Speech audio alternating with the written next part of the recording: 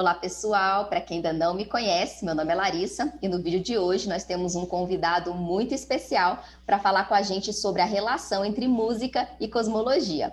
E para falar sobre esse assunto, o maestro Ayran de Souza é graduado em Regência pela Universidade de Brasília e mestre em música com pesquisa na área de processos e produtos na criação e interpretação musical.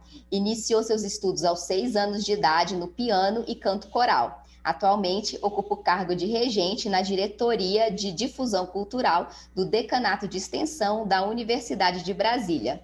Ele rege o AMACA, Coro Internacional da UNB, da qual agora estou fazendo parte, também ali aprendendo um pouquinho sobre música. Agradeço, muito obrigada pela presença, Ayran.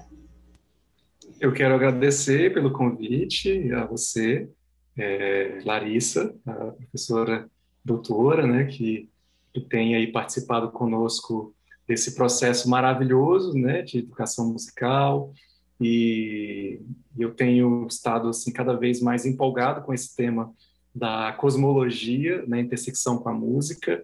A gente estuda muito isso em alguns processos na análise do discurso musical, mas foi muito agradável preparar, né, esse tema para o encontro de hoje.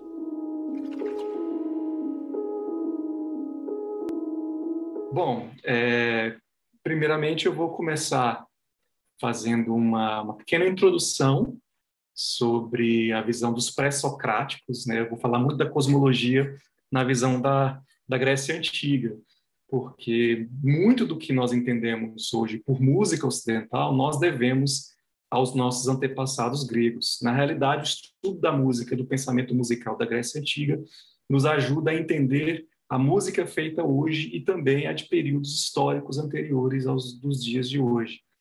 Nós sabemos pouco sobre as composições musicais gregas, dada que o material ele é muito escasso, né, para estudos. Nós possuímos fragmentos em pedra e papiros, né, que datam do período helênico e romano, com pouquíssimas informações sobre como foram criadas, né, essas estruturas musicais. Dos fragmentos, por exemplo, nós temos 3 inscrições em pedra, são 2 hinos délficos, um anônimo, de 138, desculpa, antes de Cristo, e outro atribuído a Limênios, de 128 antes de Cristo, e um conhecido, né, inclusive o epitáfio de Séculos, né, que tem mais ou menos pequenos papiros, 15 pequenos papiros, né? A gente tem algumas coisas também do Aristófanes de Bizâncio, que traz ali a introdução de símbolos na escrita, né, com um acento agudo, acento grave, com a intenção de se fazer um registro das entonações, das entoações da melodia. E eu vou usar aqui uma pesquisa de base muito interessante do Guilherme Oliveira, feita em 2010 pela PUC de São Paulo, e que ele fala da relação do Filolau de Crotona, o primeiro pré-socrático, né, que tem os primeiros registros escritos, né, vamos dizer assim, dos pitagóricos, né? Ele é o primeiro também, e ele traz para a gente essa informação da relação da cosmologia, na visão da época, né, com a música. Então, de acordo com esse autor, né, essas composições que a gente está falando aqui de música, se elas fossem tocadas em sequência do começo ao fim, elas durariam menos que 20 minutos, mais ou menos, né? Então, apesar da escassez desse material musical em si, a gente se atenta ao fato de que a palavra musique, né, que seria o que a gente tem hoje como termo música, ela possuía na cultura grega da época um sentido muito, muito mais amplo do que o nosso. Musique, na realidade, significa qualquer arte presidida pelas musas, especialmente a poesia cantada. As musas eram deusas do Olimpo, as quais os poetas e mais tarde outros sábios dependiam para criar suas obras, ou seja, o poeta não buscava inspiração a partir de si, mas ele era meio que possuído pela musa, né, que o escolhia e lhe dava inspiração.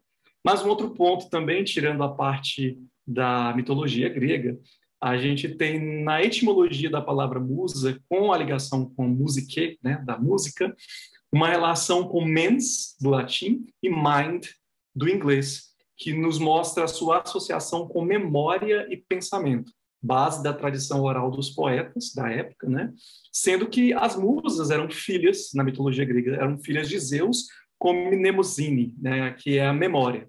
Então, Homero, apesar de falar de uma musa que o inspirava, ou que o possuía, vamos dizer assim, para ele fazer o seu processo criativo, a palavra musiquinha aparece sempre associada à criação artística e seus muitos modos de inspiração, porque haviam muitas musas, né? Então, não era uma musa apenas. Então, portanto, a gente tem muito material técnico e literário que nos permite explorar a cosmovisão dos gregos antigos e, principalmente, no que buscamos aqui, a escola dos pitagóricos, que é o que vai fazer essa interligação muito forte entre a cosmologia e a música, né? Eu vou falar rapidamente sobre os princípios cosmológicos e a sua relação com a música, sob a ótica do autor que eu já citei aqui, que é o Filolau de Crotona. Ele também influenciou nada menos que Platão, no seu monólogo Timeu, que nos expõe o conceito da música nas esferas, que, por sua vez, vai influenciar as pessoas, né, grandes pensadores como o astrônomo Kepler e os músicos Johann Sebastian Bach e Wagner, entre outros autores muito importantes da história da música. Então, a gente vai ver aí o avô daquele que inspirou o Bach, por exemplo, né? Nós sabemos muito pouco sobre a vida do Filolau, que é o primeiro dos pensadores pitagóricos que nos deixou alguns escritos. Ele não é o primeiro dos pensadores pitagóricos, mas é o primeiro a nos deixar alguns escritos. E podemos dizer que a história do pitagorismo começa com os fragmentos do Filolau.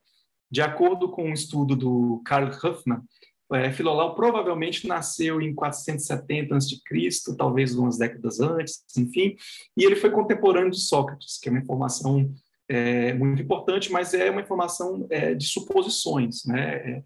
Não se tem certeza sobre esses dados. Segundo o recolhimento, né, de um outro pensador grego, Diógenes Laércio, Filolau escreveu um livro intitulado Da Natureza das Coisas, que Platão supostamente teria comprado de seus parentes quando ele visitou a Sicília, e esse livro teria influenciado Platão a escrever o Diálogo de Timeu, né? O suposto livro de Filolau começava da seguinte maneira, porque na realidade não é o livro de Filolau que a gente tem esse relato do Diógenes Laércio, tá? Fazendo um apude, vamos dizer assim, do Filolau, que ele dizia assim: a natureza, na ordem do mundo, foi unida harmoniosamente a partir de coisas ilimitadas e também de coisas limitantes. A ordem do mundo como um todo e todas as coisas nele. Então é aqui que a gente começa com a visão cosmológica, na cosmovisão de Filolau, e vamos ver nisso também a relação com a música. E aí, para entender esse fragmento, a gente tem que investigar o que ele quer dizer como coisas ilimitadas e coisas limitantes. E depois vamos ver que isso tem uma relação na frente com a tétrada pitagórica, né, que é a relação de perfeição entre os números 1, 2, 3, 4 e o somatório deles, que dá o número 10, coisa que a gente vai falar um pouquinho mais para frente desse triângulo aí pitagórico. Para entender esse fragmento, uma coisa que o Oliveira destaca aqui na dissertação dele, e consequentemente também a filosofia de Filolau, nós devemos, em primeiro lugar, analisar esse significado, né, de coisas ilimitadas, portanto, o significado de apeiron, né, do grego, e coisas limitantes, que é o significado de peras, já que o cosmos, a partir dessa visão dele, é formado dentro desses dois princípios. E aí depois nós vamos analisar aqui, nós vamos falar um pouquinho aqui sobre a questão da harmonia, né, e a sua relação com o que a gente conhece daquelas três famosas partes da música, que é a melodia, a harmonia e ritmo, e vamos ver que elas estão bem interligadas entre si, né? Tanto nos fenômenos acústicos, que dão origem a essa estrutura, quanto nessa cosmovisão aí. Hoje nós não vamos ter muito tempo para explorar a questão dos conceitos numéricos, né, o arífimos do processo, mas eu também vou dar uma pinceladinha sobre esse ponto, né? Uma coisa que o Oliveira fala aqui, bem interessante, que quando realizamos qualquer tipo de investigação sobre a formação do cosmos, gente, usando ou não linguagem técnica, o primeiro problema que a gente enfrenta é o limite da linguagem para tratar desses assuntos. Porque como que a gente vai explicar em palavras, né, algo que aconteceu antes de existir o tempo. Porque quando a gente fala de cosmologia, a gente tem que se desvencilhar um pouquinho. E música também, quando a gente faz música bem feita, vamos dizer assim, aquela música mais livre, né? Não presa no metrônomo, vamos dizer assim, a gente tem que se desligar desse nosso conceito de começo, meio e fim, como a gente entende hoje, né? Como a nossa argumentação, a nossa palavra, o nosso logos, nossa maneira de pensar e comunicar é limitado e tem um movimento obrigatório de medida, para a gente conseguir entender, a gente precisa categorizar as coisas, né? E botar até temporalidade nelas, a gente vai ter que lidar com o cosmos e a geração das coisas com alguns termos didáticos, tá? Mas a gente tem que entender que, para os pré-socráticos, o cosmos não foi formado por sucessões temporais. Ou seja, não existe essa ideia de começo, meio e fim. A gente vai ter mais a ideia de elos, de ciclos, tá? E isso é muito importante para a música. Depois a gente vai ver ciclo das quintas, ciclo das quartas, né? Coisas que estruturam a harmonia, tem muito a ver com essa visão da cosmologia com relação aos ciclos e não com essa nossa noção de começo, meio e fim, temporalidade, né? Do ontem, do hoje, do amanhã. Portanto, sempre que a gente utilizar a palavra primeiro, segundo, antes ou depois, não significa que os acontecimentos se deram nessa ordem, tá? É apenas uma questão didática para a gente entender de maneira mais fácil. Bom, em suma, gente, o que o Oliveira vai destacar aqui, porque o Filiolau, nos seus fragmentos, ele não explica, tá, para a gente o que é limitado e o que é ilimitado. Porque, por princípio, isso não se define. Tá? Mas a gente vai ver explicações disso em Aristóteles, no próprio Platão também, a gente vai ver algumas coisas que a gente vai explorar aqui nesse início. Então, é uma relação que a gente vai ter muito do todo, que é o cosmos ordenado, tá? Do número 1, que é o princípio, o número 2, né, que é o desenvolvimento, as suas relações, inclusive, da oitava, né, a gente tem um grave dó, dó, por exemplo, né? Isso tem uma proporção dentro desse número 1 para o 2, depois o 3, o 4, isso está nos intervalos que a gente chama de intervalos perfeitos dentro da música, né? E isso se reflete também nos fenômenos acústicos que nos dão essa ideia. Eu vou explicar um pouquinho por que eles são considerados intervalos perfeitos. Eles eram considerados pelos pitagóricos e hoje a neurociência já entende por quê, né, com relação à forma que a gente processa essa informação sonora, essa comutação de sons, né? Mas, voltando aqui ainda um pouquinho para o nosso início, né, do que o Oliveira vai nos destacar, como o princípio é poder primeiro, né, ou seja, a força primeira, e não há nada anterior a ele. Então, a gente tem a causa não causada, alguns princípios filosóficos que já existem atualizações disso, mas não vou entrar nisso agora, tá?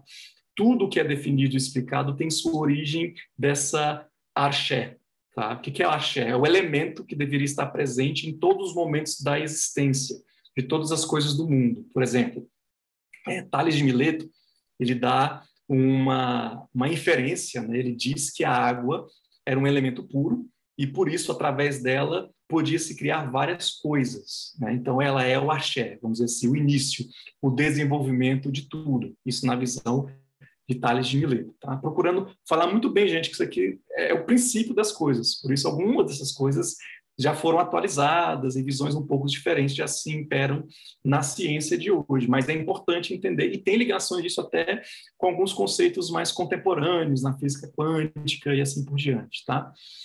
Peras, que é o que a gente entende como fim, que é limite, fronteira, né? É aquilo que nos dá o estabelecimento de uma proporção compreensível, vamos dizer assim. Já a peiron, que é o que eu estava falando sobre o ilimitado, sem fronteira, o infinito, o incontável, o inumerável, e o indefinível, né? É o incognoscível, que é o que a gente não consegue compreender.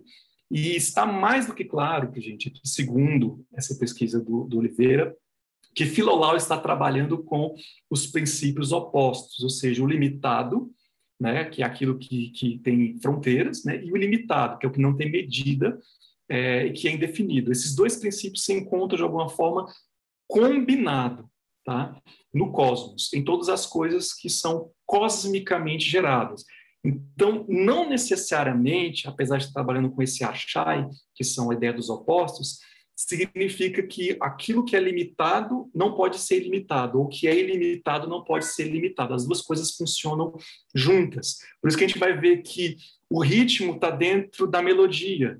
A harmonia, ela faz a intersecção dessas duas coisas, mas também existe ritmo dentro da harmonia, quando a gente vai principalmente pensar com relação à nota musical ser uma frequência, né? Se ela é uma frequência, ela tem ciclos. Então, ciclo é um ritmo também, né? Então, quando você canta uma nota musical, a melodia tem ritmo embutido, e o ritmo também traz melodia, né? Então, o que é limitado, o que é cognoscível, está dentro do que é cognoscível, ou seja, o que é ilimitado, tá? E ainda seguindo, tá, gente? Depois vou procurar deixar aqui para vocês, se possível, o link para essa dissertação, que vocês podem mergulhar um pouquinho mais nesse assunto. O Oliveira fala que nós somos levados, no primeiro momento, a pensar que Filolau está se referindo ao limitado e ilimitado como noções separadas, tá? Que é o que eu estava falando para vocês. Mas elas não são coisas separadas, tá? Ela é algo que se integra no seu conceito. Tá? O uso da palavra coisas, inclusive, né? Ela pode sugerir que se fala de singularidade, que é o caso aqui. Se essas singularidades tiverem como princípio limitado e ilimitado para serem como tal, ou seja, coisas determinadas no todo ordenado. Então, quando a gente vai trazer esses conceitos, a gente vai observar fenômenos específicos que estão integrados no cosmos, tá? Como o tempo, o vazio, né? E aqui eu não vou entrar no conceito de vácuo newtoniano clássico, do vácuo quântico, das possibilidades infinitas ali, eu não vou entrar nesse conceito. Mas quando a gente olha para um aspecto do cosmos, tá? A gente está contemplando tanto o que é limitado quanto o que é ilimitado naquele aspecto. E aquela coisa não é necessariamente um objeto, mas é um aspecto de um elo que se integra a algo maior. E a música, ela funciona muito dentro desse princípio. Tá? Quando se estuda composição, quando se aprofunda nas capacidades da interpretação musical, a gente precisa mergulhar nessa cosmovisão, que o que a gente está fazendo, ela vem de algum lugar. Como estava falando, a musa que inspira, né, é a nossa própria memória. Então, as nossas experiências, aquilo que a gente absorveu em termos de sonoridade, a risada dos nossos pais, a risada dos nossos amigos, parentes, enfim, as músicas que a gente ouvia na infância, as músicas que a gente ouve hoje, coisas que a gente lê, tudo isso vai influenciar o nosso processo criativo e também a nossa interpretação, porque quando interpretamos, apesar de pegarmos um texto pronto de uma outra pessoa, né, a gente se apropria daquele texto e ao performar aquele texto musical, a gente também está co-criando com aquela pessoa, a gente também é criador. Então, quem interpreta também está criando junto com quem propôs um texto. Quem propôs um texto não tira esse texto do nada. Essa é a visão que eu acho interessante sobre a cosmologia grega, que está tudo intercalado, né? Então, a gente, no nosso processo de comunicação, a gente não tá fazendo algo só por nós mesmos, né? Então, ainda sobre esse limitado e ilimitado, Aristóteles, segundo Estobeu, porque ele fala isso numa obra que foi perdida, infelizmente, tá? Era um tratado que ele escreveu sobre a filosofia pitagórica, que infelizmente se perdeu, mas o Estobeu ele traz um trecho sobre isso. Ele fala assim, sobre o que Aristóteles dizia, né? No primeiro livro da sua obra, sobre a filosofia de Pitágoras, escreve ele que o universo é uno, é um só, né? E que é um só não no sentido de ser um universo, mas é unificado, tá? Integrado, né? E de que o ilimitado nele são introduzidos, né? O tempo, o sopro e o vazio, que distingue sempre os lugares de cada uma das coisas, tá? Na minha interpretação, para a gente ir para a última parte aqui dessa introdução, interpretação particular, tá, gente? Para mim, o que o Filolao de Crotona fala como ilimitado seria aquilo que nos escapa à compreensão. Tá? Então, aquilo que a gente não consegue compreender seria, para a minha vista, o ilimitado. E o limitado é tudo aquilo que nós podemos compreender e nomear. Heráclito, um outro pensador grego, um filósofo muito importante, escreveu vários fragmentos aí, ele escrevia realmente coisas curtas, né? Ele tratava, né, que nesse ponto, sobre a questão do ciclo, o começo e o fim né, de cada ciclo seria algo indissociável. Tá? Então, a ideia de começo e fim não existe. Então, é como um círculo. Né? Você não vê início e fim no ciclo. Né? Ele está ali, ele é infinito, vamos dizer assim. E é nessa ideia que eles enxergam o cosmos. É essa compreensão de infinitude do cosmos. Não quer dizer que ele não tenha fronteiras, mas quer dizer que esse todo, né, é algo que vincula várias outras estruturas e que ele não tem como ser compreendido completamente pela ciência humana. Não sei se um dia vamos conseguir compreender tudo, né? Então, o ilimitado, a meu ver, seria aquilo que a gente não compreende, que é o aglomerado dessas várias informações, vamos dizer assim, e outras coisas que estão aí, informações que a gente ainda não conseguiu entender, né? Isso a gente não compreende, mas a gente consegue olhar para alguns desses ciclos, né, que são elos, é como se fosse uma corrente. Temos um ciclo, aí temos outro aqui em cima, outro aqui em cima, e tudo isso vai formando os universos, o universo, enfim, como você preferir observar ou escrever. Já a relação numérica, que eu não vou entrar muito aqui, que seria algo bem técnico também, tá? Que é o aríthmos, ela se dá na proporção, então vamos falar muito sobre a proporcionalidade das coisas, né? Do ilimitado e do limitado. Por exemplo, onde o par, o número par, é visto como ilimitado, tá? E o ímpar é visto como limitado. Eu não vou entrar muito nisso, mas se vocês pensarem rapidamente comigo, é mais fácil formar essa ideia do ciclo com o par do que com o número ímpar. Né? Do 2, sai o 3, entra um elemento que vai dar limitação para o 2, e assim por diante. Né? Retoma-se aqui o que eu falei para vocês sobre o Heráclito, outro pensador grego, na ideia de ciclo, onde começo e fim são indissociáveis e partícipes de outros ciclos que se estruturam como elos do grande cosmos, né? E aqui começamos a entender a ideia de proporções, que dão estrutura à harmonia musical. Então, a gente vai ter a ideia de tônica, dominante, que não são termos exclusivos da harmonia clássica, da harmonia do jazz, não. Isso aí vem ainda antes, quando não se tinha a polifonia, por exemplo, né? Que é cantar 2 ou 3 notas ao mesmo tempo, quando a gente cantava uma nota apenas. Isso vem muito antes, essa ideia de tônica e dominante, o que dá força àquela estrutura de linguagem e o que faz o repouso, enfim, o clímax. A cadência, ou seja, né, o entrelaçamento de sons, nos traz a perspectiva de estrutura do discurso musical inicial e final, mas nessa ideia de ciclo. Então, muitas das canções que foram elaboradas assim por pessoas que compuseram com esse pensamento mais cosmológico, elas não têm essa ideia de final no sentido de que acabou a música. Né? Tem até algumas brincadeiras de palíndromo do Haydn, por exemplo. Tem uma peça dele em que os músicos leem a música do começo para o fim e depois leem ao contrário, né? Que é o efeito caranguejo. E o Bach também faz isso com um cânone muito famoso. Né? Então, esse pensamento cosmológico é em vista, de que o final é o começo é o final, ou seja, não existe muito essa ideia de temporalidade como a gente está acostumado a pensar. Contudo, seja numa cadência monódica, ou seja, de apenas um som, ou polifônica, de 2 ou mais sons simultâneos, a harmonia não é simplesmente uma progressão de acordes. Então, quando a gente vai estudar música, a gente tem a ideia de que a música, que a harmonia, né, nessa estrutura da música, é apenas ligada a isso, ao acorde. Eu vou tocar agora nessa canção aqui no meu violão, o dó, depois o acorde de fá, depois o acorde de sol, depois o acorde de dó e retorno. A harmonia é muito mais ampla do que isso. Tá?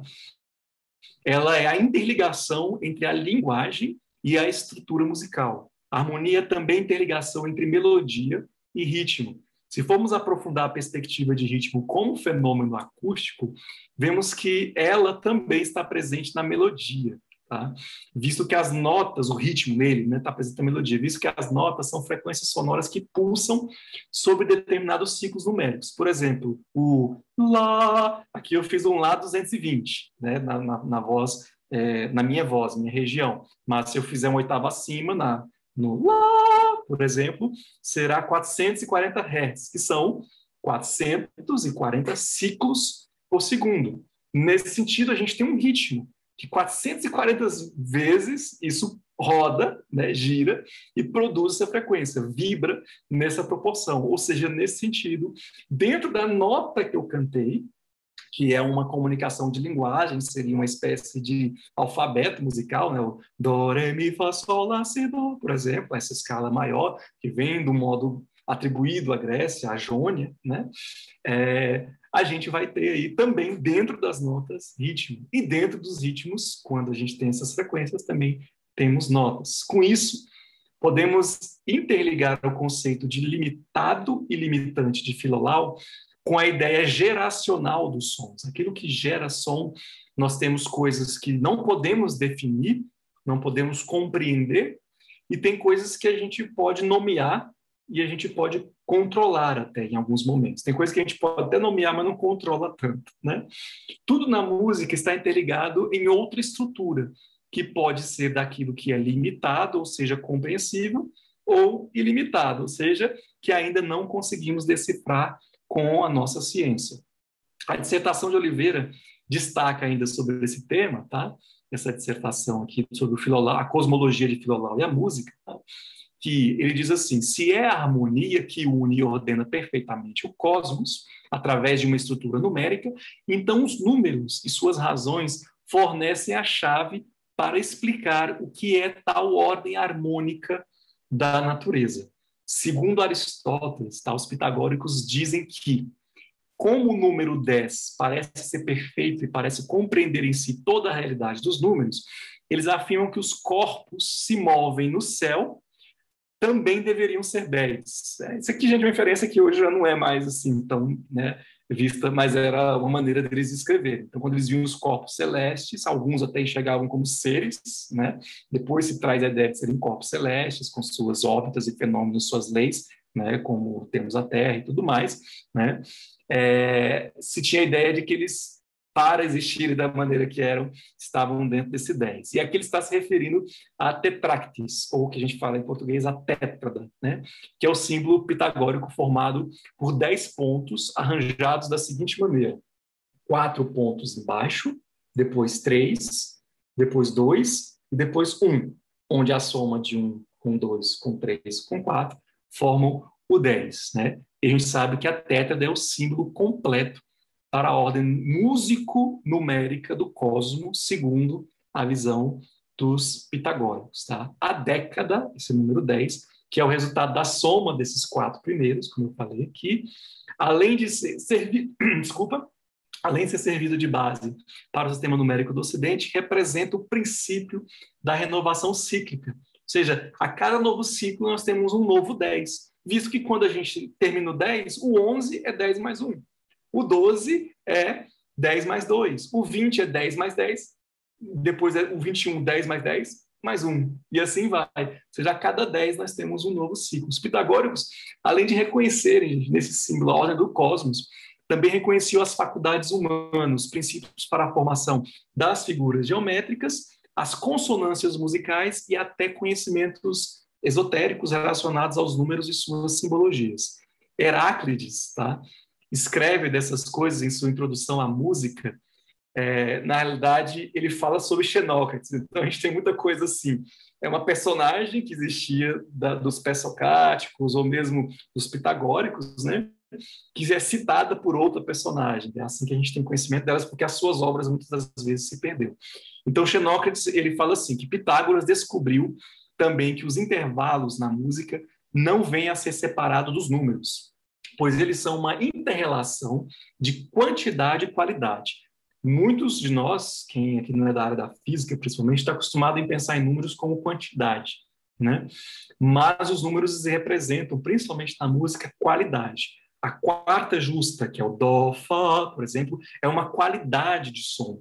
Quando você vai produzir uma melodia, né? Começando pela quarta justa, dó, fá, mi, fá, sol, lá, li, si, dó, fá. O hino brasileiro, por exemplo, você tem uma qualidade, você tem até um sentimento imbuído nesse tipo de intervalo, de salto. Tá? Então, não é apenas uma quantidade, a quarta justa não são apenas um agrupamento de 4 notas. Tá? Ela também é uma qualidade de som.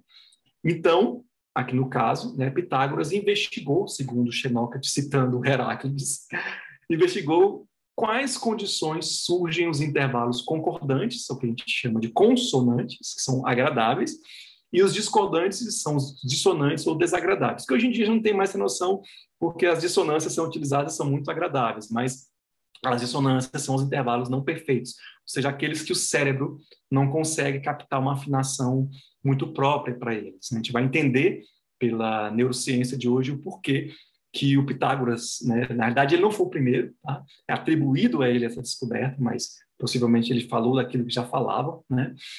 Considerava certos intervalos perfeitos, certos intervalos como imperfeitos ou dissonantes. A gente não pode ter certeza, justamente isso aqui que eu quero destacar, que o Pitágoras ele foi responsável por essa descoberta, tá, gente? Inclusive existem lendas, histórias com ele, né?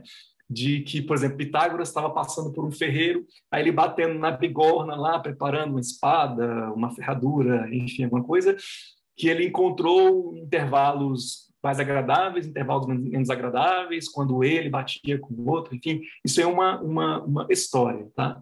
Outra história que muita gente afirma como dado concreto, mas não é a do monocórdio, né? Mono de uma corda, né? O córdio de uma corda só, onde atribui-se a ele o experimento de que ele colocou essa corda dentro de uma estrutura oca, tá, de madeira, e aí ele dividiu essa corda no meio com um cavalete, então ele pegou uma estruturazinha de madeira, uma pedra, como o berimbau, por exemplo, a gente tem, o berimbau é um monocórdio, por exemplo, um instrumento brasileiro que é um monocórdio, né? Colocou ali no meio, ele encontrou o oitavo, depois ele foi para a proporção de 3/4 e encontrou a quarta justa, né?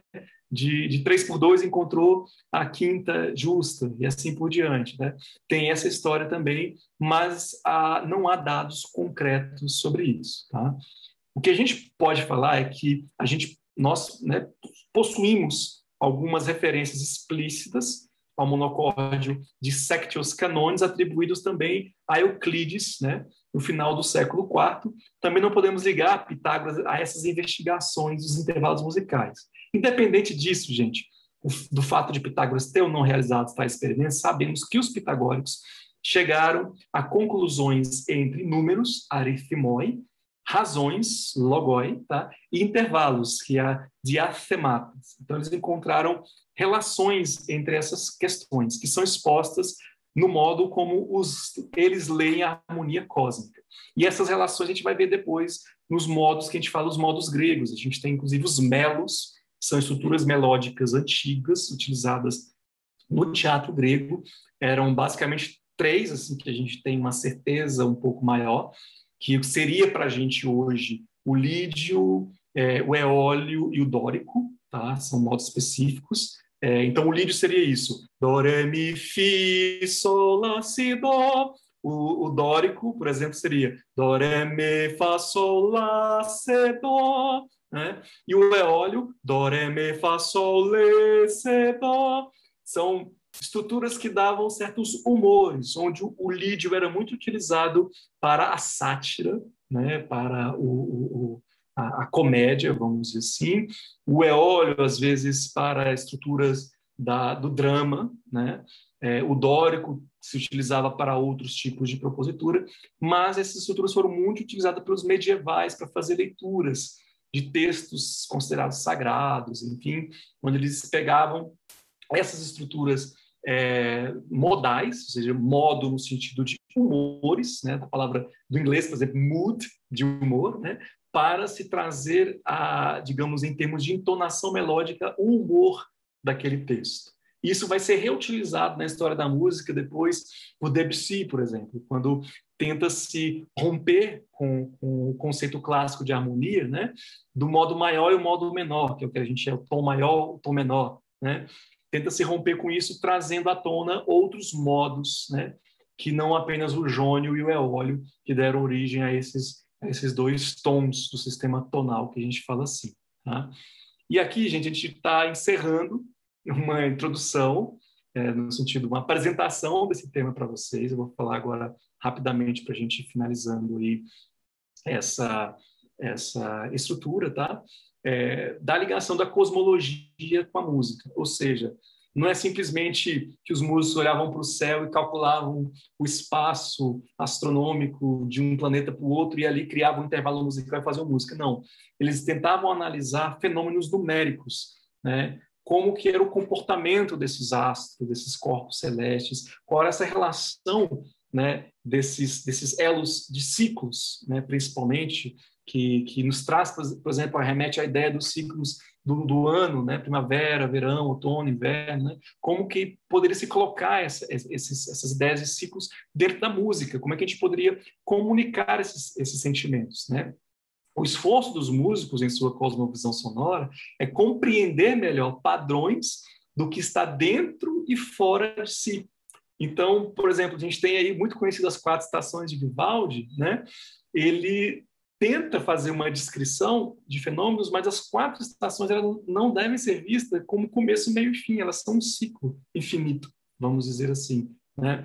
E ao analisar o cosmos, eles observavam esses ciclos que, às vezes, alguns fenômenos eles somem também, né? Acontece no cosmos algo que vai se dissipa, se interrompe, mas ou se transforma em outra coisa.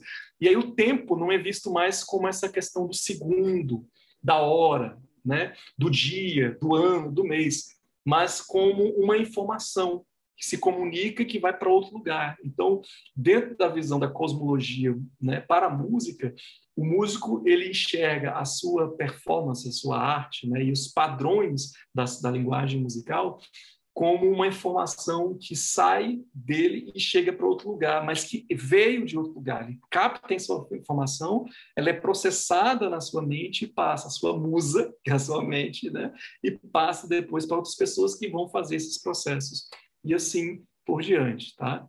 E aqui, gente, para ir finalizando, enfim, esse tema que é riquíssimo e completo, tá?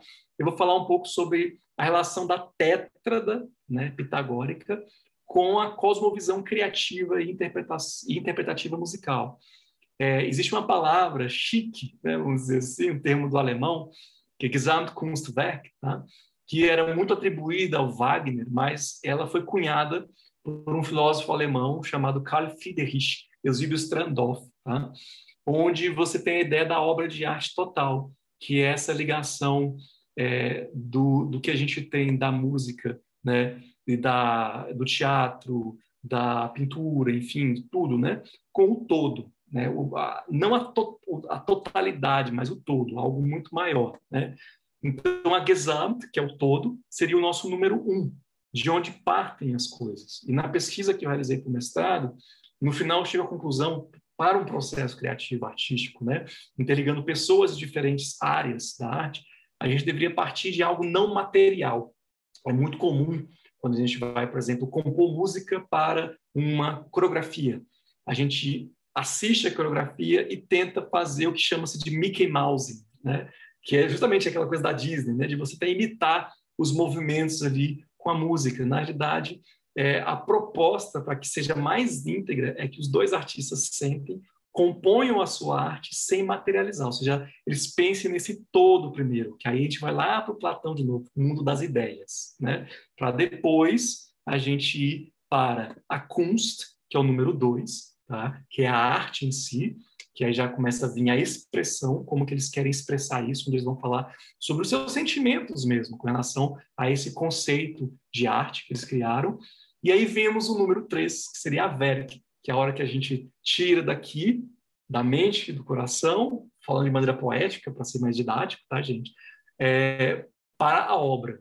Né? E aí, no final, se a gente faz isso entre várias figuras, né, da arte, várias linguagens da arte, a gente vai ter a Gesamtkunstwerk, que seria o nosso número 4, que é esse elo completado, esse ciclo completado da arte una, né, ou seja, o cosmos da artístico, né, o sentimento do artista em si, ou dos artistas envolvidos, né, a sua obra, né, tudo isso unificado, que seria o nosso número 4, e aí, enfim, a gente completa esse ciclo, e no somatório disso tudo a gente chega à perfeição número 10. E a palavra somatório também ela é um pouco complicada, porque essa arte que finaliza, ela não é simplesmente a soma das partes, tá? O todo, que não é visto como a soma das partes, tá? Então, não quer dizer que no final desse ciclo a gente vai somar a música com a coreografia, com o teatro, com a dramaturgia, e a soma disso vai dar a arte total.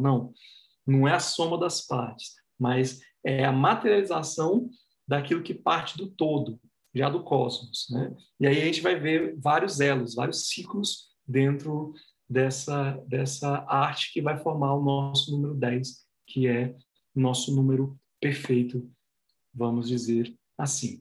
E vou passar aqui só uma imagem para finalizar, que é para vocês verem aqui as razões pitagóricas, né, com as proporções e mediedades, né, no Timeu de Platão, né, onde ele vai falar sobre a música das esferas, que vai influenciar aí vários outros autores musicais, astrônomos também, tá?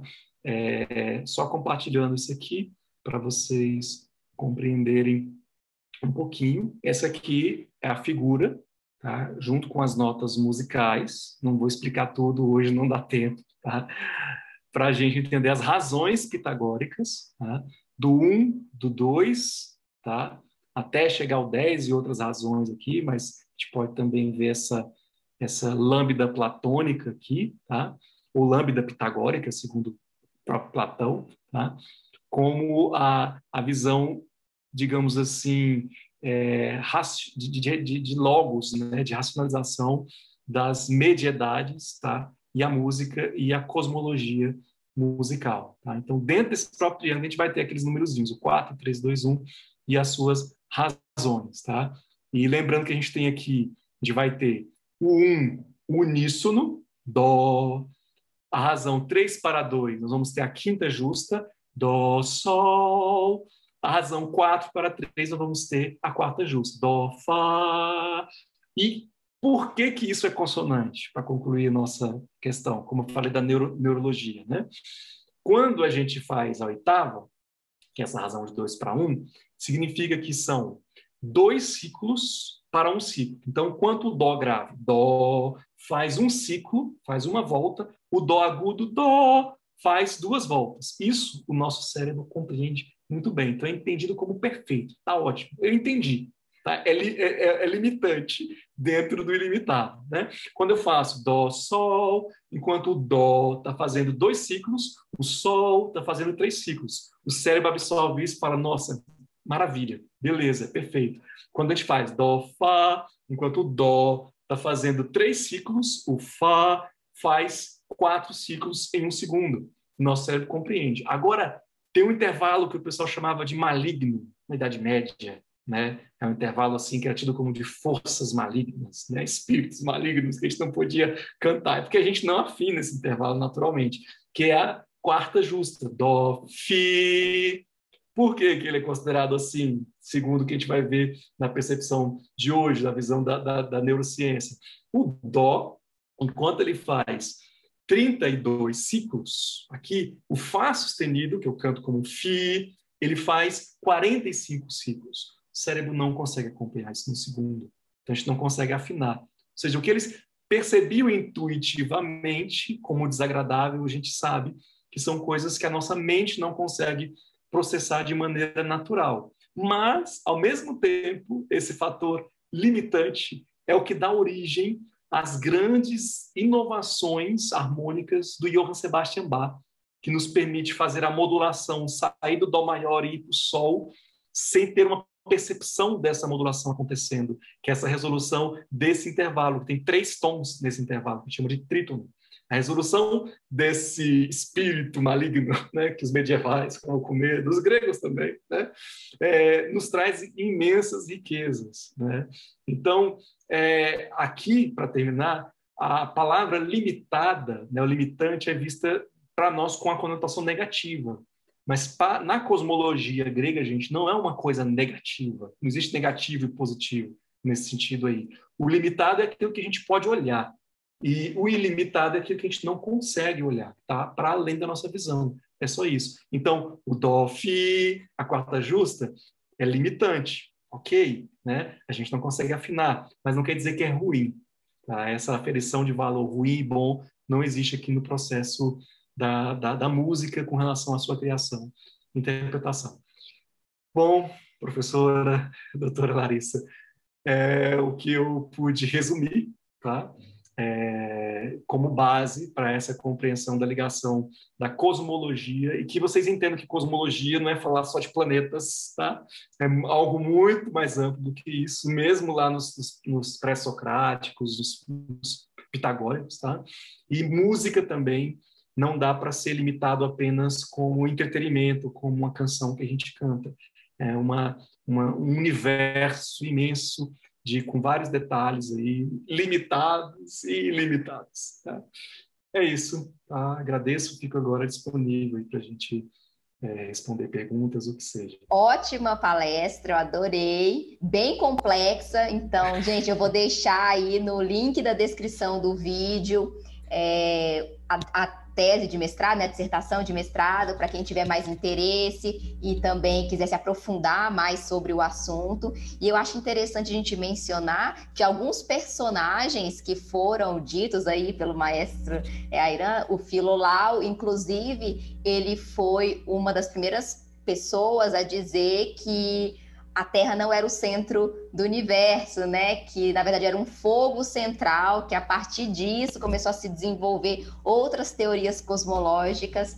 Foi citado também o Euclides, né? Então, na época da Grécia Antiga, as áreas do conhecimento eram bastante interligadas, pessoas trabalhavam em diversas, não era separado como hoje em dia, né? Que a gente quase não conversa física com música. E eu queria que o Ayran falasse um pouquinho para a gente também sobre, atualmente, como a física, a ciência, inspira a música.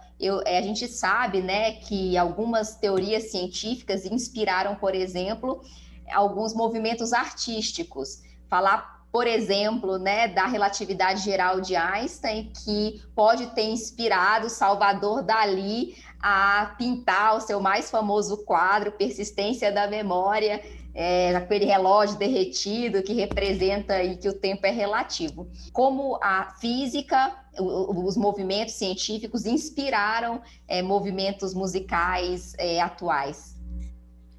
Olha, mesmo a gente, às vezes, aqui no Ocidente, tendo uma visão sectária, né, de tentar separar por especialidades, existe muita gente fazendo a interface entre os conhecimentos, e mesmo que a gente se divida, a gente está junto. Né?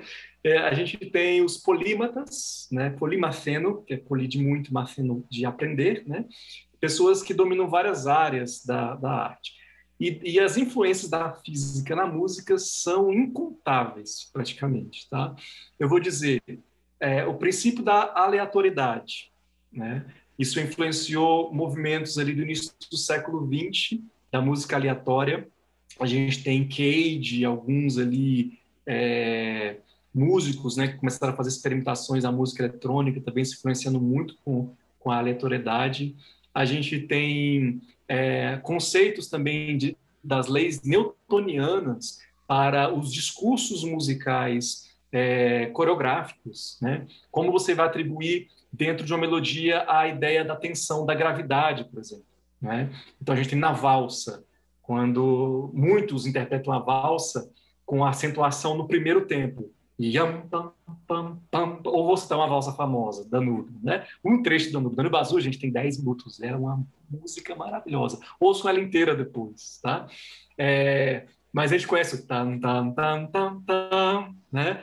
Então, a gente tem a gente pensa que é 1, 2, 3, 1, 2, 3, mas na realidade é 1, 2, 3, 1, 2, 3, 1, 2, 3. Porque se você tem o 1 caindo, para que você faça o 2, o 3, você precisa dar um impulso. Então, um objeto que cai, que é puxado para baixo pela gravidade, ele precisa de um impulso para ele voltar para cima. A gente vê aí, por exemplo, que agora está em voga, né, as viagens, né, que muito em breve vai estar mais disponíveis, as viagens espaciais, né, para civis, né, onde você precisa, para sair da Terra, vencer essa gravidade.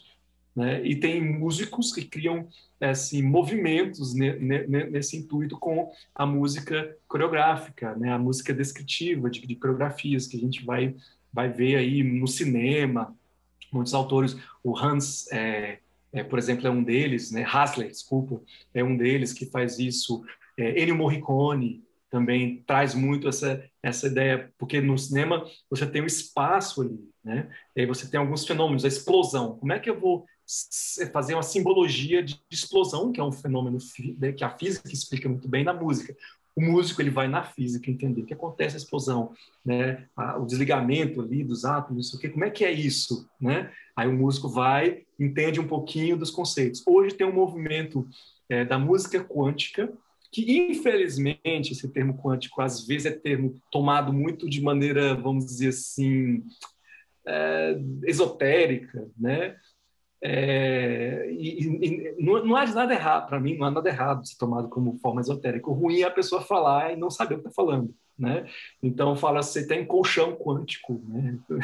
Enfim, não basta ser magnético agora, estão vendendo também colchão, tem uma física, tem uma tecnologia quântica nele. Você não sei, não vou falar nada, mas o que há é um movimento hoje, começado na Dinamarca, por dois grandes amigos, tá?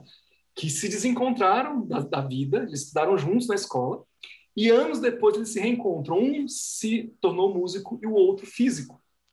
E aí eles falaram, vamos fazer a nossa música e conversar? E aí formou-se o movimento da música quântica, que eu posso passar os autores aí para vocês. Mas um professor que trouxe isso aqui para o Brasil é o Kim Helveg, um dinamarquês, né? A gente sabe que a física quântica continuou se desenvolvendo muito na Dinamarca, mesmo depois do Einstein ter abandonado ela para se dedicar à relatividade, né?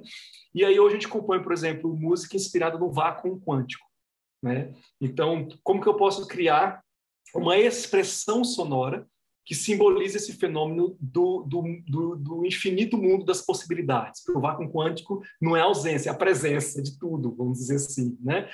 O entanglement, que é um fenômeno que é muito complexo para a física quântica, que não é explicado assim tão simples, né? Como é que eu vou explicar o entanglement, esse entrelaçamento de partículas? Como é que eu vou expressar isso sonoramente? Então, assim como um músico pode olhar para a Lua, que lua linda, e falar, tem tanta canção sobre a lua, o luar, são muitas, né? Ele também pode olhar para o entanglement e falar, nossa, que fantástico, né? O entanglement, que fantástico é o vácuo, né?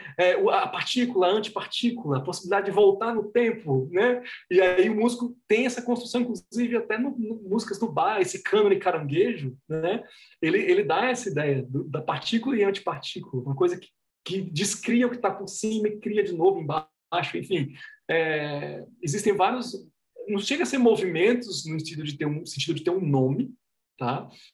Como impressionismo, romantismo, classicismo, a gente não vai ter um nome para isso na música, mas a física está presente em tudo, porque a gente depende dela, inclusive, para existir os instrumentos musicais, né?